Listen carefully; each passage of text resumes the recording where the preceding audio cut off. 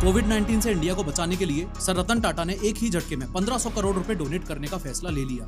एक मिनट झिझक नहीं की, सीधा कहा कि टाटा ग्रुप 1500 करोड़ रुपए कोविड की लड़ाई के लिए। सर रतन टाटा को स्कूल छोड़ने और लेने रोल्स रॉयस आती थी, लेकिन वो कभी भी उस गाड़ी का इस्तेमाल नहीं करते थे। चौंकाने वाली बात यह है कि मुंबई का ताज होटल अकेला ऐसा 5 स्टार होटल है जहां स्ट्रीट डॉग्स को फ्रीली आने की परमिशन है। चेयरमैन बनते ही सर रतन टाटा के साथ एक ऐसी प्रॉब्लम हुई थी जिसकी वजह से एक गुंडे ने उन्हें मारने की सुपारी तक दे डाली थी। Sir Ratan Tata Los Angeles में एक लड़की से बेहद प्यार करने लगे, लेकिन उसे ना पा सकने की वजह से उन्होंने जिंदगी भर शादी ना करने का फैसला ले लिया। आज की इस 3D एनिमेटेड वीडियो में हम स्टेप बाय स्टेप समझेंगे कि आज जिस टाटा ग्रुप ने भारत में इतना नाम कमा रखा है, उस टाटा ग्रुप की शुरुआत आखिर हुई कैसे। सर रतन टाटा ने अपने परदादा जमशेदजी टाटा की लेगेसी को कंटिन्यू करने में क्या रोल निभाया, एंड मोस्ट इंपोर्टेंटली बिजनेस के अलावा रतन टाटा ने अपनी जिंदगी में ऐसा क्या किया था कि उनके जाने के बाद पूरा भारत ही शोक में डूबा हुआ है। लेकिन हर बार की तरह शुरू से शुरू करते हैं, के नाम से जानी जाती है। इस पूरी स्टोरी में सबसे सैड पार्ट ये था कि जमशेदजी टाटा का सपना उनके जीते जी पूरा नहीं हो पाया, और अपने पापा यानी कि जमशेदजी टाटा के सपने को पूरा करने के लिए दोराबजी टाटा ने साल 1907 में Tata iron and steel company TISCO की नींव रख दी। खैर, जमशेदजी टाटा का दूसरा बड़ा सपना था एक ऐसा इंस्टीट्यूट बनाना जो इंडिया में रिसर्च और हायर एजुकेशन को वर्ल्ड क्लास लेवल पर ले जाए। उन्होंने इस विजन के लिए अपने पर्सनल वेल्थ से 30 लाख रुपए डोनेट किए और इसके लिए बैंगलोर में जमीन भी खरीदी। एंड गेस व्हाट, इंडिया का one of the most famous college, ये जो IISc बैंगलोर आप देख रहे हो, ये जमशेदजी टाटा ने ही बनवाया है। जमशेदजी टाटा का तीसरा सपना था क्लीन एनर्जी की पोटेंशियल को एक्सप्लोर करना। उन्होंने देखा कि ब्रिटिश इंडिया की इंडस्ट्रियल ग्रोथ के लिए इलेक्ट्रिसिटी बहुत इंपॉर्टेंट थी। जमशेदजी ने मुंबई के पास इस वेस्टर्न घाट्स में एक हाइड्रो इलेक्ट्रिक प्रोजेक्ट की प्लानिंग की जिससे मुंबई को इलेक्ट्रिसिटी सप्लाई हो सके। सैडली जमशेदजी का ये ड्रीम भी उनकी लाइफ में पूरा नहीं हुआ, लेकिन उनके बेटे सर दोराबजी टाटा ने इस प्रोजेक्ट को भी रियलिटी में बदलकर टाटा पावर कंपनी की शुरुआत की। साल 1904 जमशेदजी टाटा के बाद अब टाटा ग्रुप की बागडोर संभालने की बारी थी उनके बड़े बेटे सर दोराबजी टाटा की। जब जमशेदजी टाटा का निधन हुआ तो टाटा ग्रुप के सामने बड़ा चैलेंज था जमशेदजी टाटा के अधूरे सपनों को पूरा करना, और दोराबजी टाटा ने ये जिम्मेदारी अपने कंधों पर ले ली। ये तो मैंने अभी आपको बताया ही था कि दोराबजी टाटा ने साल 1907 में Tata iron and steel company TISCO की शुरुआत की, और साथ ही 1920s में उन्होंने टाटा ग्रुप के बिजनेस इंटरेस्ट को एक्सपेंड किया जिसमें टाटा पावर का हाइड्रो इलेक्ट्रिक पावर प्लांट शामिल था। अब जो मैं आपको बताने जा रहा हूँ, ये सुन के आपके मन में दोराबजी टाटा और टाटा ग्रुप के लिए इज्जत और बढ़ जाएगी। साल 1920 में एंटवर्प ओलंपिक्स और साल 1924 में पेरिस ओलंपिक्स में दोराबजी टाटा ने इंडियन एथलीट्स को फाइनेंस किया था और इंडिया के ओलंपिक ड्रीम को एक रियलिटी बनाया था। अब चूंकि दोराबजी टाटा का कोई बच्चा नहीं था, इसी वजह से दोराबजी टाटा के बाद टाटा ग्रुप की बागडोर संभालने की जिम्मेदारी आई उनके भतीजे जहांगीर रतनजी दादाभाई टाटा पे, यानी कि JRD टाटा पर। JRD टाटा साल 1938 में टाटा ग्रुप के चेयरमैन बने। अब अगर JRD टाटा के अचीवमेंट्स की बात करें तो ये लिस्ट काफी लंबी है, लेकिन कुछ मेन चीजें मैं आपको बताता हूँ। इस वाली एयरलाइन का नाम तो ऑलमोस्ट हम सबने सुना ही होगा, ये है एयर इंडिया। इसकी शुरुआत साल 1932 में JRD टाटा ने ही की थी, क्योंकि JRD टाटा का एविएशन में काफी ज्यादा इंटरेस्ट था। इनफैक्ट वो इंडिया के पहले लाइसेंस्ड पायलट भी थे। सर रतन टाटा JRD टाटा को ही अपना मेंटर मानते थे। उसका एक छोटा सा रीजन ये भी है कि इन दोनों का ही एविएशन में भयानक इंटरेस्ट था। शुरुआत में इसका नाम टाटा एयरलाइंस था, जिसके बाद में एयर इंडिया के नाम से जाना गया। आपको विश्वास नहीं होगा, पर इस एयरलाइन के चर्चे इतने मशहूर थे कि सिंगापुर की एयरलाइंस वालों ने अपने बंदों को एयर इंडिया से काम सीखने तक भेजा था। एयर इंडिया के इन्हीं चर्चों की वजह से और एक सुपर हिट एयरलाइन होने की वजह से भारत सरकार ने साल 1953 में इसे अपने अंडर ले लिया था। इन शॉर्ट, एयर इंडिया को भारत सरकार ने नेशनलाइज कर दिया था। साल 1945 में JRD टाटा की लीडरशिप में टाटा मोटर्स की शुरुआत हुई, जो टाटा ग्रुप का ऑटोमोबाइल सेक्टर में पहला कदम था। साल 1956 में उन्होंने टाटा एडमिनिस्ट्रेटिव सर्विसेज की शुरुआत की, जिसमें टाटा ग्रुप के एम्प्लॉइज के लिए बेटर अपॉर्चुनिटीज और ट्रेनिंग प्रोग्राम्स शुरू किए गए। JRD टाटा का मानना था कि एक हैप्पी वर्कफोर्स ही एक सक्सेसफुल बिजनेस की रीढ़ की हड्डी होती है। इसके अलावा उन्होंने टाटा स्टील में 8 आवर वर्क डे और मैटरनिटी बेनिफिट जैसे रिफॉर्म को इम्प्लीमेंट किया, जो उस समय ना तो किसी ने सुने थे और ना ही किसी ने इम्प्लीमेंट किए थे। इसके बाद साल 1968 में टाटा कंसल्टेंसी सर्विसेज TCS की शुरुआत हुई। TCS का एस्टेब्लिशमेंट एक बहुत ही बोल्ड मूव थी, क्योंकि उस समय इंफॉर्मेशन टेक्नोलॉजी एक नया और इमर्जिंग सेक्टर था। JRD टाटा का विजन था कि टाटा ग्रुप केवल ट्रेडिशनल इंडस्ट्रीज तक सीमित ना रहे, बल्कि टेक्नोलॉजी के सेक्टर में भी अपनी पकड़ बनाए। शायद आप सोच रहे होंगे कि सर रतन टाटा JRD टाटा के बेटे हैं, लेकिन ऐसा नहीं है। थोड़ा सा फ्लैशबैक में चलते हैं और टाटा फैमिली का ट्री देखते हैं, ताकि आपको चीजें और ज्यादा क्लियर हो जाएं। देखो, ये है नुसरवानजी टाटा, ये है उनके बेटे जमशेदजी टाटा। अब जमशेदजी टाटा के भी 2 बेटे हैं, दोराबजी टाटा और रतनजी टाटा। अब समस्या ये थी कि ना तो दोराबजी टाटा का कोई बच्चा था और ना ही रतनजी टाटा का। इस प्रॉब्लम के सॉल्यूशन के लिए रतनजी टाटा ने नवल टाटा को गोद ले लिया। बड़े होने पर नवल टाटा की शादी सोनी कमिसेरिएट से हुई। 28 दिसंबर 1937 को बॉम्बे में नवल टाटा और सोनी कमिसेरिएट के यहाँ जन्म हुआ सर रतन टाटा का। इसका मतलब ये है कि जमशेदजी टाटा सर रतन टाटा के परदादा हैं, रतन जी टाटा उनके दादाजी हैं और नवल टाटा उनके पिताजी हैं। आई होप आप ये फैमिली ट्री समझ पा रहे हो और ये बात क्लियर करने में मैं आपकी मदद कर पा रहा हूँ कि जेआरडी टाटा के बाद सर रतन टाटा ने ग्रुप का कारोबार तो संभाला, लेकिन जेआरडी टाटा उनके पिता नहीं थे। सब कुछ सही चल रहा था, लेकिन जब सर रतन टाटा सिर्फ 7 साल के थे तभी उनके माता पिता का डिवोर्स हो गया। Following this sir Ratan Tata और उनके छोटे भाई जिमी टाटा की जिम्मेदारी उनकी दादी नवाजबाई टाटा ने अपने कंधों पर ले ली।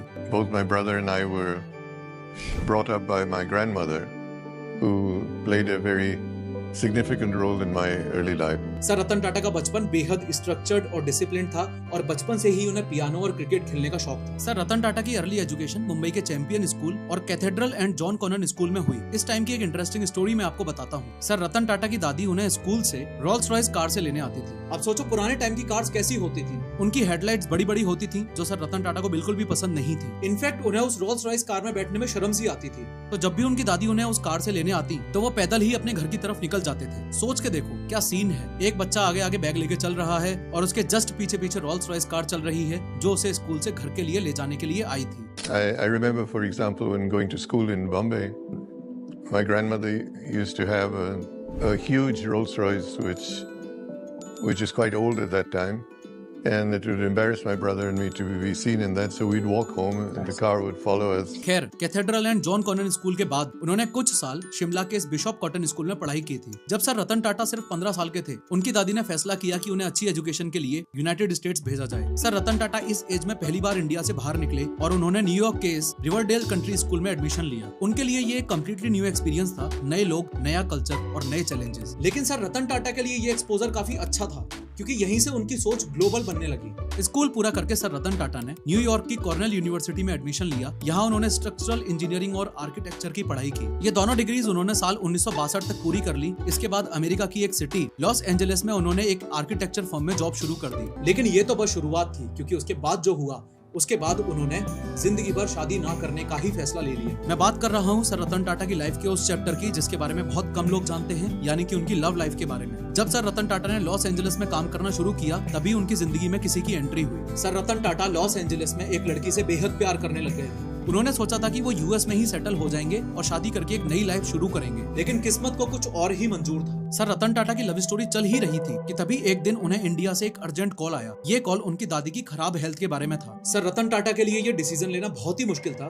क्योंकि एक तरफ उनका प्यार था और दूसरी तरफ उनकी दादी और उनकी जिम्मेदारियां थी। उन्होंने अपनी दादी की देखभाल के लिए वापस इंडिया आने का फैसला लिया और उस लड़की को अपने साथ इंडिया आने को बोला ताकि यहाँ आके वो दोनों शादी कर सकें। पर उस टाइम इंडिया और चाइना के बीच वॉर शुरू हो गया, जिसकी वजह से लड़की के घर वालों ने उसे इंडिया भेजने से मना कर दिया। कुछ कुछ होता है मूवी का वो डायलॉग आपको याद है, हम एक बार जीते हैं, एक बार मरते हैं और प्यार भी एक बार ही होता है। कुछ इसी तरह अपने प्यार को ना पा सकने की वजह से सर रतन टाटा ने जिंदगी भर शादी ना करने का फैसला एजुकेशन टेक्नोलॉजी पर फोकस करना शुरू किया। जैसे टेक्नोलॉजी की मदद से रतन टाटा ने नेल्को जैसी कंपनी को प्रॉफिटेबल बनाया और उसके बिजनेस को रिवाइव किया, वैसे ही आप भी अपने को टेक एजुकेशन की मदद से रिवाइव कर सकते हो। आजकल के टेक एजुकेशन में डेटा साइंस और मशीन लर्निंग का बहुत बड़ा हाथ है। एंड इम्पोर्टेंटली सिर्फ टेक सेक्टर में ही नहीं बल्कि health care, finance, automobile, food delivery, energy और मैन्युफैक्चरिंग जैसे हर एक सेक्टर में डेटा साइंस और मशीन लर्निंग का डायरेक्ट इस्तेमाल हो रहा है। अगर आप भी ऐसे ही एडवांसमेंट्स का हिस्सा बनना चाहते हो तो Scalar.com जरूर ज्वाइन करो। Scalar आपको software development, data science, machine learning का सही ज्ञान देता है और 100+ कैपस्टोन प्रोजेक्ट्स भी सिखाता है। You will also have free live master classes, one-on-one mentorships with people who are already working in big tech companies and help with interview preparations. Moreover, Scalar के थ्रू जब आप खुद को अपस्किल करने की सोच लेते हो तो Scalar आपका अंत तक साथ देता है। This means you also get in touch with Scalar's vast alumni network and get opportunities in top companies through their placement partners such as Netflix, Amazon, Flipkart and Google. In fact, 150% median hike के साथ 93% से ज्यादा scalar learners को big tech में placement मिल चुका है। सबसे best बात ये कि EMI ऑप्शंस की वजह से ये सब कुछ इजीली एक्सेसिबल है। इनडायरेक्टली ये खुद पर किया हुआ इन्वेस्टमेंट ही तो है, ऐसा इन्वेस्टमेंट जिसका फायदा अपस्किल होने के बाद आपको ही होगा। लिंक मैंने डिस्क्रिप्शन में डाल दी है। Scalar.com पर जाकर आज ही अपनी करियर ट्रांसफॉर्मेशन जर्नी स्टार्ट करो। उनके एफर्ट्स की वजह से नेल्को की सेल्स बेटर होने लगी। लेकिन साल 1965 बिजनेस स्कूल में एडमिशन ले लिया। MBA कंप्लीट करके वापस आने के बाद साल 1981 में उन्हें टाटा इंडस्ट्रीज का चेयरमैन बनाया गया और साल 1991 में उन्हें टाटा सन्स का चेयरमैन बना दिया गया। जेआरडी टाटा, जिन्हें सर रतन टाटा अपना मेंटर मानते थे, उन्होंने एक हॉस्पिटल रूम में ही सर रतन टाटा को टाटा सन्स का चेयरमैन अपॉइंट किया था। चेयरमैन बनते ही सर रतन टाटा के साथ एक ऐसी प्रॉब्लम हुई जिसकी वजह से एक गुंडे ने उन्हें मारने तक की सुपारी दे डाली। एग्जैक्टली क्या हुआ था ये मैं आगे बताऊंगा। अब ये साल 1991 बहुत इंपॉर्टेंट है क्योंकि इस वक्त इंडिया की कंडीशन भी काफी क्रूशियल थी। रीजन था देश में नए इकोनॉमिक रिफॉर्म्स की शुरुआत हो रही थी और ग्लोबल मार्केट्स के दरवाजे खुल रहे थे। इस बात का फायदा उठाते हुए सर रतन टाटा ने सबसे पहले तो टाटा ग्रुप के स्ट्रक्चर को ही चेंज कर दिया और एक नई स्ट्रेटजी अपना ली और ये मूव टाटा ग्रुप के लिए काफी माइलस्टोन साबित हुई। इस टाइम तक टाटा मोटर्स मेनली ट्रक्स और कमर्शियल व्हीकल्स बनाती थी, लेकिन सर रतन टाटा का विजन था कि टाटा एक पैसेंजर कार भी बनाए जो पूरी तरह से इंडिया में डिजाइंड और बिल्ट हो। ये डिसीजन उस समय काफी रिस्की माना जा रहा था क्योंकि टाटा मोटर्स का कार्स में कोई खास एक्सपीरियंस नहीं था। इसी के चलते साल 1998 में टाटा मोटर्स ने इंडिया की पहली इंडिजिनस कार यानी कि पूरी तरह से इंडिया में बनने वाली कार टाटा इंडिका लॉन्च की। इंडिका का नाम भी इस फैक्ट में ही छुपा हुआ था कि ये पूरी तरह से इंडिया में बनने वाली कार थी। इंडिका का इनिशियल रिस्पांस काफी अच्छा था, लेकिन धीरे धीरे इसकी सेल्स गिरने लगी। सेल्स इतनी गिर गई कि टाटा मोटर्स के फाइनेंसेस ही वीक होने लग गए। कोई और सॉल्यूशन ना दिखने की वजह से सर रतन टाटा ने डिसीजन लिया कि वो फोर्ड कंपनी को अपना कार डिवीजन बेच देंगे। इसी सिलसिले में रतन टाटा फोर्ड कंपनी के हेडक्वार्टर्स में एक मीटिंग के लिए जाते हैं। मीटिंग टेबल के इस तरफ बैठे हैं सर रतन टाटा और इस तरफ बैठे हैं फोर्ड कंपनी के चेयरमैन बिल फोर्ड। मीटिंग शुरू हुई और बिल फोर्ड ने सर रतन टाटा के लिए काफी इंसल्टिंग कमेंट्स करना भी शुरू कर दिया। बिल फोर्ड ने बोला, अगर तुम्हें कार्स बनाना ही नहीं आता तो ये डिवीजन शुरू ही क्यों किया था? और बिल फोर्ड यहाँ भी नहीं रुका, उसने ये तक बोल डाला कि तुम्हारी कंपनी खरीद कर तो हम तुम पे एहसान कर रहे हैं। इतना सब सुनने के बाद सर रतन टाटा बिना कुछ जवाब दिए इस डील को कैंसिल करके वापस इंडिया आ गए। समय बीतता गया और टाटा ग्रुप बड़ा होता गया और सर रतन टाटा की लीडरशिप के दौरान टाटा कंसल्टेंसी सर्विसेज यानी कि टीसीएस ने एक नई पोजीशन को हासिल किया। साल 2004 में टीसीएस भी पब्लिकली लिस्ट हो गई और देखते ही देखते ये टाटा ग्रुप की सबसे वैल्यूएबल कंपनी बन गई। इसके अलावा Tata Motors Indian engineering sector की पहली कंपनी बनी जो न्यूयॉर्क स्टॉक एक्सचेंज में पब्लिकली लिस्ट हुई। इसके बाद सर रतन टाटा कहाँ रुकने वाले थे? उन्होंने टाटा ग्रुप की रीच को ग्लोबल स्केल पर एक्सपेंड करने के लिए दूसरे देशों की कंपनीज को खरीदना शुरू कर दिया। शुरुआत हुई साल 2000 में जब उन्होंने ब्रिटेन की एक चाय कंपनी टेटली को एक्वायर कर लिया। अब टाटा ग्रुप एक बड़ा नाम बन चुका था। साल 2007 में सर रतन टाटा ने एक और बड़ा काम किया और वो था यूके की स्टील जाइंट कोरस को $12 बिलियन में खरीदना। आप बिलीव नहीं करोगे पर ये एक्विजिशन उस टाइम तक का सबसे बड़ा इंडियन ओवरसीज एक्विजिशन था और इसने टाटा स्टील को दुनिया के टॉप स्टील प्रोड्यूसर्स में शामिल कर दिया। टाटा ग्रुप को ग्लोबल बनाने की इस कहानी का सबसे इंटरेस्टिंग पार्ट आता है साल 2008 में। हुआ कुछ ऐसा था कि साल 2008 में पूरी दुनिया में फाइनेंशियल क्राइसिस यानी कि मंदी आ गई थी और हालात इतनी खराब हो चुकी थी कि फोर्ड कंपनी दिवालिया होने की कगार पर खड़ी थी। फोर्ड कंपनी याद है ना, वही जिसने सर रतन टाटा की बेइज्जती की थी। लेकिन अब की बार सिचुएशन दूसरी थी। टेबल के इस वाली साइड पर बैठे हैं सर रतन टाटा और इस वाली साइड पर हैं बिल फोर्ड। लोग सेम हैं, बस डिफरेंस ये है कि इस बार बिल फोर्ड अपनी लग्जरी कार ब्रांड्स जैगुआर और लैंड रोवर यानी कि JLR को बेचना चाहता है। सर रतन टाटा ने डिसाइड किया कि वो JLR को खरीदेंगे। उस वक्त बहुत लोगों को लगा कि ये डिसीजन रिस्की है क्योंकि उस समय JLR ब्रांड भी खुद लॉसेस में ही चल रहा था। स्टिल साल 2008 में टाटा मोटर्स ने फोर्ड से जैगुआर और लैंड रोवर ब्रांड्स को $2.3 बिलियन में एक्वायर कर लिया। इस एक्विजिशन के टाइम बिल फोर्ड ने सर रतन टाटा से कहा, इस डील के थ्रू आपने हम पे बहुत बड़ा एहसान किया है। ये ब्रांड्स हमारे लिए बहुत बड़ा बोझ बन गए थे। ये मूवमेंट पूरी कहानी का टर्निंग पॉइंट था क्योंकि जो कंपनी सर रतन टाटा को एक टाइम पर ह्यूमिलिएटिंग रिमार्क्स दे रही थी, अब वो अपने ही ब्रांड्स टाटा कंपनी को ही बेच रही थी। जैगुआर और लैंड रोवर ने टाटा ग्रुप के प्रॉफिट्स को काफी बूस्ट किया और ग्लोबल मार्केट में टाटा की रेपुटेशन को और ज्यादा मजबूत बना दिया। एक बार फिर मैं आपको थोड़ा फ्लैशबैक में ले चलता हूँ। साल 2003 सर रतन टाटा बारिश में मुंबई की सड़क पर अपनी कार में बैठे हुए हैं। उनकी नजर एक फैमिली पर पड़ती है जो एक स्कूटर पर चल रही थी। एक स्कूटर और 4 लोग बारिश में भीगते हुए और बैलेंस करते हुए। हालत आप समझ ही रहे होंगे। सर रतन टाटा को भी देखकर यही लगा कि ये लोग गिर जाएंगे और बदकिस्मती से वही हुआ। यहीं से उनके दिमाग में ये बात आई कि हर इंडियन फैमिली के पास एक कार होनी चाहिए ताकि उन्हें ऐसे मुश्किल हालातों का सामना ना करना पड़े। थॉट अच्छा था लेकिन प्रॉब्लम बहुत बड़ी थी।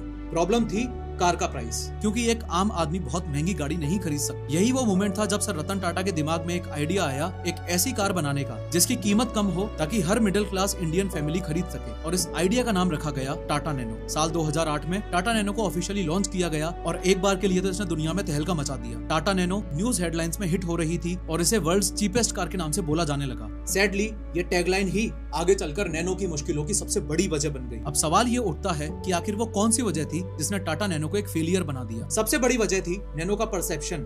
देखो हुआ कुछ ऐसा कि नैनो को वर्ल्ड्स चीपेस्ट कार नाम से मार्केट किया गया था। ये टैगलाइन सुनने में भले ही अट्रैक्टिव लगे लेकिन इंडियन कस्टमर्स के लिए ये टैगलाइन एक बेइज्जती की बात सी लग रही है। नैनो के लिए चीप का मतलब था अफोर्डेबल, लेकिन लोगों ने इसे लो क्वालिटी के तौर पर देखना शुरू कर दिया। इंडियन मिडिल क्लास के लिए कार सिर्फ एक नेसेसिटी नहीं है बल्कि एक स्टेटस सिंबल भी है और जब इस प्रोडक्ट को चीपेस्ट कार के तौर पर प्रमोट किया गया तो लोगों ने इसे खरीदने में हेजिटेशन दिखाया। इनफैक्ट सर रतन टाटा ने टाटा नैनो के फेलियर्स को बहुत ग्रेसफुली एक्सेप्ट भी किया। उन्होंने कहा था कि टाटा नैनो का कॉन्सेप्ट और इंटेंशन सही था, लेकिन शायद मार्केट की अंडरस्टैंडिंग में कुछ कमी रह गई। खैर, साल 2012 में सर रतन टाटा ने अपनी चेयरमैन की पोजीशन से रिटायरमेंट ले लिया और सबसे बड़ी बात, अपने 21 साल के करियर में उन्होंने टाटा ग्रुप का रेवेन्यू 40 गुना और प्रॉफिट 50 गुना बढ़ा दिया। सर रतन टाटा की रिटायरमेंट के बाद अगला चेयरमैन बनाया गया साइरस मिस्त्री को। वैसे तो सब ठीक था, लेकिन सर रतन टाटा और साइरस मिस्त्री के काम करने के तरीके काफी अलग थे। सर रतन टाटा हमेशा नए आइडियाज को अपनाने और रिस्क लेने के लिए जाने जाते थे। वहीं दूसरी तरफ साइरस मिस्त्री का काम करने का तरीका थोड़ा सेफ साइड का था। उन्होंने कंपनी की फाइनेंशियल हालत को बेहतर बनाने पर ध्यान दिया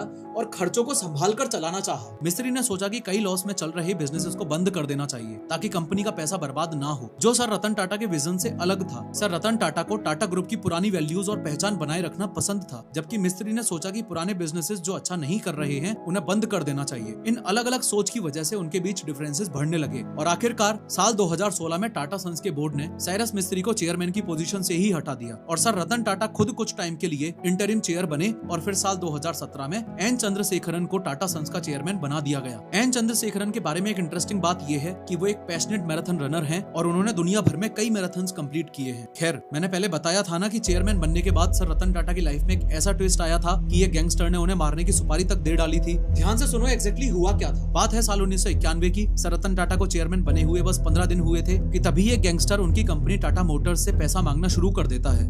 15 days after I became the chairman, we had a huge union eruption in Telco, which now is called Tata Motors. उसके साथ करीब 200 गुंडे थे जो धमकियां दे रहे थे। कंपनी के 4000 एम्प्लॉइज का इससे कोई लेना देना नहीं था, लेकिन डर तो उन्हें भी लगने लगा था। शुरू में कंपनी के मैनेजमेंट ने इस खतरे को सीरियसली नहीं लिया, लेकिन जल्द ही हालात खराब होने लग गए। अब सर रतन टाटा पर दबाव था कि वो गैंगस्टर की डिमांड्स मान लें और उसे पैसे देकर मामला शांत कर दें। लेकिन सर रतन टाटा को पता था कि अगर वो झुक गए तो गैंगस्टर उनकी कंपनी के लिए हमेशा ही खतरा बनता रहेगा। इनफैक्ट वो गैंगस्टर इतना पावरफुल था कि पुलिस भी ज्यादा मदद नहीं कर पा रही थी। हद तो तब हो गई जब उस गैंगस्टर ने टाटा मोटर्स के एम्प्लॉइज पर ही अटैक करना शुरू कर दिया। एम्प्लॉइज में डर इतना बढ़ गया कि उन्होंने काम करने के लिए प्लांट पर आने से मना ही कर दिया। इस मुश्किल का सॉल्यूशन निकालने के लिए सर रतन टाटा ने एक बड़ा फैसला लिया। फैसला ये था कि वो भी प्लांट में एम्प्लॉइज के साथ ही काम करेंगे। इससे एम्प्लॉइज को हिम्मत मिली और धीरे धीरे वो प्लांट में काम करने के लिए वापस आने लगे। I put out a call to the workers to come back. They were all afraid of coming back because of what he would do to their families. इसके अलावा सर रतन टाटा ने पेपर में एड निकाले और ये दिखाया कि लोग काम पर लौट आए हैं और प्लांट फिर से चल रहा है। आखिरकार गैंगस्टर को पुलिस ने अरेस्ट कर ही लिया। बात यहीं खत्म नहीं हुई। जेल से बाहर आने के बाद उस गैंगस्टर ने सर रतन टाटा को मारने की सुपारी तक दे दी थी। He, in turn, as soon as he got out of jail,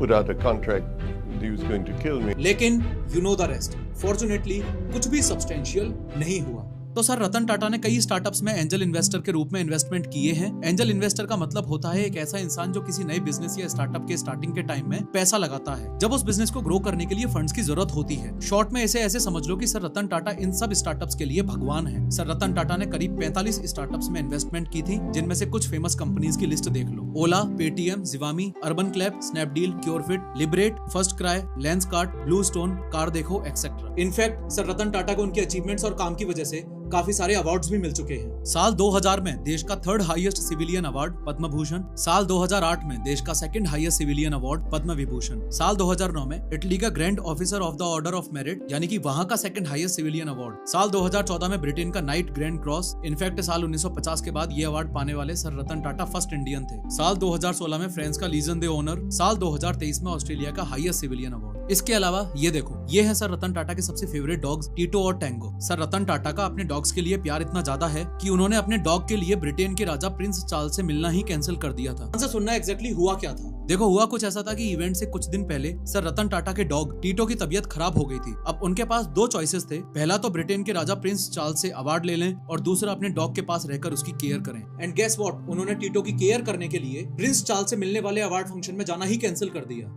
ये बात तो हम सबको पता ही है कि नॉर्मली डॉग्स को होटल्स में अलाउ नहीं किया जाता है, खास करके लग्जरी होटल्स में। लेकिन आप बिलीव नहीं करोगे ये सुन के कि मुंबई का ताज होटल अकेला ऐसा 5 स्टार होटल है जहां स्ट्रीट डॉग्स को फ्रीली आने की परमिशन है। सिर्फ परमिशन ही नहीं, बल्कि ये डॉग्स आराम से वहां आकर सो भी सकते हैं। इवन उन्होंने ये भी इंश्योर किया था कि अगर होटल के आसपास कोई स्ट्रीट डॉग दिखता है तो उसे अंदर आने दिया जाए, उसकी देखभाल की जाए और उसे खाना पानी दिया जाए। मोरोवर इसी डॉग लव की वजह से ही सर रतन टाटा को अपना बेस्ट फ्रेंड शांतनु नायडू भी मिला। हाँ, मैं ऐसी लड़के की बात कर रहा हूँ जो आपने काफी बार कई वीडियोस में सर रतन टाटा के साथ देखा होगा। बात है साल 2014 की, जब शांतनु नायडू पुणे में टाटा एलेक्सी में जॉब कर रहा था। एक दिन उसने देखा कि स्ट्रीट डॉग्स रात में गाड़ियों से टकराकर मर जाते हैं। इस प्रॉब्लम का सॉल्यूशन निकालने के लिए शांतनु ने glow in the dark collars का आइडिया निकाला, जिससे ड्राइवर्स रात में डॉग को देख पाते थे और एक्सीडेंट्स कम होने लग गए। उसने इस इनिशिएटिव को मोटोपॉज नाम दिया और अपने दोस्तों के साथ मिलकर कॉलर्स बनाने और बांटने शुरू कर दिए। इस प्रोजेक्ट ने पुणे की सड़कों पर कई डॉग्स की जान बचाई। सब कुछ सही चल रहा था, लेकिन शांतनु के पास पैसों की कमी हो रही थी। इसी के चलते शांतनु के पापा ने उसे सर रतन टाटा को कांटेक्ट करने की राय दी। शांतनु ने लेटर लिख तो दिया, लेकिन उसे कोई विश्वास नहीं था कि सर रतन टाटा का कोई जवाब आएगा। कुछ दिन गुजर गए, शांतनु ने उम्मीद भी छोड़ दी थी कि तभी शांतनु को टाटा ग्रुप के ऑफिस से कॉल आया कि सर रतन टाटा उससे मिलना चाहते हैं। मुंबई के बॉम्बे हाउस में शांतनु की सर रतन टाटा से मुलाकात हुई। सर रतन टाटा ने उसके इनिशिएटिव की तारीफ की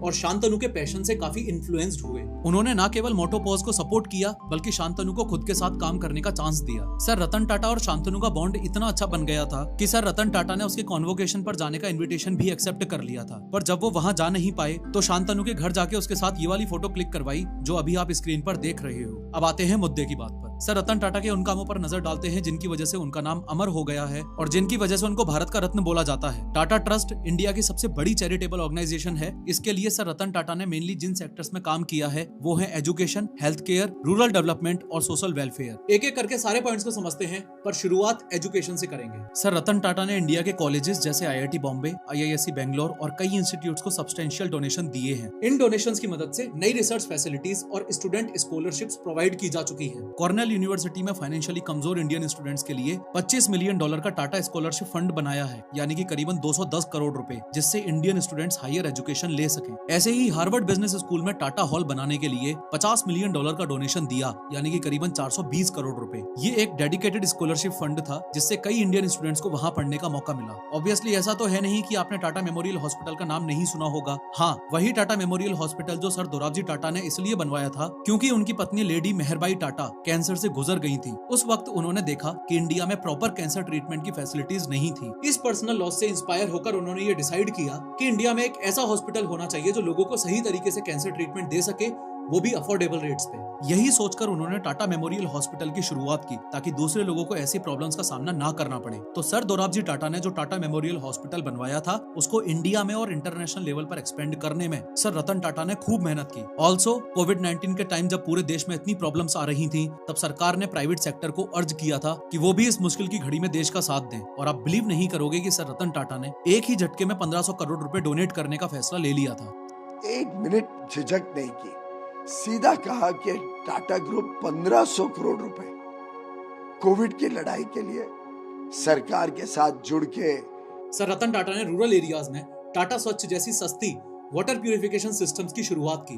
सर रतन टाटा ने यूथ के लिए स्किल डेवलपमेंट प्रोग्राम्स स्टार्ट किए ताकि उन्हें जॉब्स मिल सकें। इसके अलावा उन्होंने सस्ते हाउसिंग सॉल्यूशंस पर भी काम किया है ताकि लो इनकम फैमिलीज के लिए घर बनाना आसान हो सके। उन्होंने टाटा हाउसिंग के तहत अफोर्डेबल टाटा प्रोजेक्ट्स भी शुरू किए। टाटा का ये जेस्चर उनकी इंसानियत और एम्पैथी का बेस्ट एग्जांपल है। मोरोवर, रतन टाटा जब 83 साल के थे तब वो मुंबई से पुणे एक एम्प्लॉय से मिलने चले गए जो कि काफी समय से बीमार था, वो भी बिना किसी मीडिया या सिक्योरिटी के। Sir Ratan Tata quietly made this gesture, proving that इंसानियत पैसे से बढ़कर है। और हाँ, वो फेमस इंसिडेंट तो आपको याद ही होगा जब एक बार एक लड़की ने सर रतन टाटा की पोस्ट पर कांग्रेचुलेशंस छोटू कमेंट कर दिया था, तो लोगों ने उसके कमेंट पर नेगेटिव और हार्श रिप्लाईज करना शुरू कर दिया था। ये तो आपको भी पता है कि जब लिमिट पार होती है तो नेगेटिव कमेंट्स किस हद तक चले जाते हैं। इसी वजह से लड़की ने अपना कमेंट डिलीट भी कर दिया था। इस बैकलैश को देखकर सर रतन टाटा ने अपनी इंस्टाग्राम स्टोरी पर लोगों से रिक्वेस्ट की कि वो उस लड़की के साथ ऐसा र्यूड बिहेवियर ना करें। सर रतन टाटा ने जो स्टोरी लगाई थी वो अभी आपको स्क्रीन पर दिखाई दे रही है। इनफैक्ट सर रतन टाटा ने उस लड़की को फिर से कमेंट करने के लिए भी कहा और ये दिखा दिया कि उनके लिए रिस्पेक्ट कितनी इंपॉर्टेंट है। सर रतन टाटा के जाने से उनकी फैमिली को ही नहीं बल्कि पूरे देश को बहुत बड़ा लॉस हुआ है। और उनके जाने से एक बड़ा सवाल ये भी उठ गया कि उनका वारिस कौन बनेगा।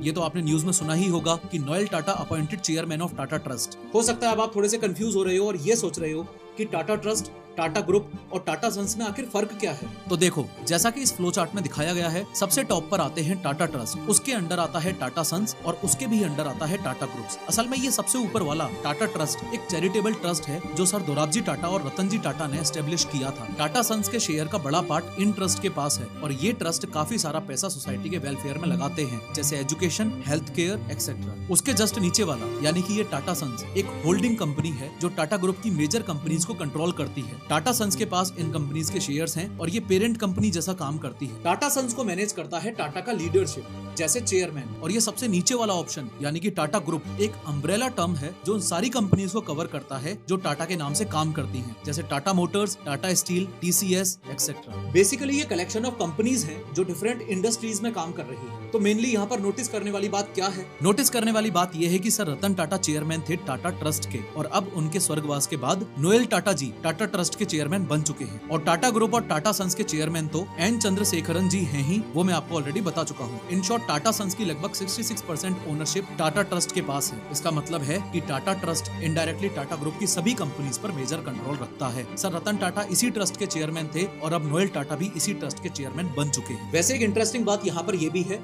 कि नोएल टाटा जी और सर रतन टाटा का रिश्ता हाफ ब्रदर्स का है। सर रतन टाटा के फादर नवल टाटा ने 2 बार शादी की थी। सर रतन टाटा उनकी पहली वाइफ सोनी टाटा के बेटे हैं और नोएल टाटा जी उनकी सेकंड वाइफ सिमोन टाटा के बेटे हैं। तो दोनों का डायरेक्ट फैमिली कनेक्शन है लेकिन अलग अलग मदर्स से। 9 अक्टूबर 2024 को इंडिया ने अपना सबसे बड़ा रत्न खो दिया। सर रतन टाटा हमेशा चाहते थे कि उन्हें एक ऐसे इंसान के रूप में याद किया जाए जिसकी वजह से दुनिया में कुछ बदलाव आया हो। What I said earlier, I'd like to be remembered as a person who made a difference. Sir Ratan Tata के फ्यूनरल में हजारों लोग अपनी रिस्पेक्ट्स पे करने गए थे, लेकिन सबसे अजीब चीज जो वहाँ हुई वो सुन के हो सकता है आपकी आंखें भी नम हो जाएं। सर रतन टाटा का एक पेट डॉग है गोवा। गोवा एक स्ट्रीट डॉग था जो उन्हें गोवा में ही मिला था। वो हमेशा सर रतन टाटा के साथ ही रहता था। सर रतन टाटा के जाने के बाद गोवा ने खाना खाना बंद कर दिया है और वीडियो में आप देख पा रहे होंगे कि कैसे वो सर रतन टाटा के पास ही बैठा है। खैर, इस 3D एनिमेटेड वीडियो में मैंने बताया है कि इंटरनेशनल स्पेस स्टेशन के अंदर की लाइफ कितनी विचित्र होती है। क्लिक करो और जरूर देखो।